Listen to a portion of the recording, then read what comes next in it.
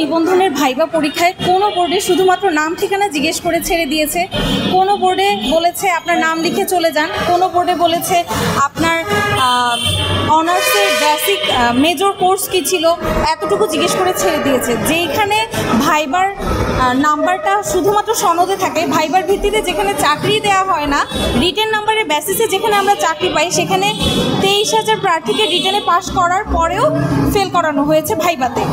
আর যারা অনুপস্থিত ছিল, যাদের সার্টিফিকেট ইস্যু আছে, তাদের ফেল করানো যৌক্তিক, কিন্তু যারা রিটেন পাস করে ভাইবাতে মোটামুটি পরীক্ষার আনসার দিয়েছে, প্রেজেন্ট ছিল, তাদের কিসের ভিত্তিতে এনটিআরসি ফেল দিল এটা জানার অধিকার এই 20,000 প্রার্থী, 20,000-এরও বেশি প্রার্থীর আছে। কারণ আমরা 350 টাকা দিয়ে ফর্ম ফিল আপ করে প্রতিবার পরীক্ষা দিই। 2 বছর প্রিলি, রিটেন, ভাইবা সব কিছু মিলিয়ে আমাদের 2 বছরের অধিক সময় নিজেদের জীবন থেকে চলে যায়।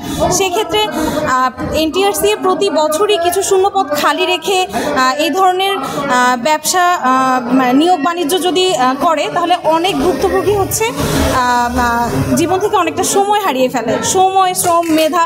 আর এই কারণে শিক্ষিত যোগ্য মানুষের শিক্ষকতা পেশা থেকে বিমুখ হয়ে যায়।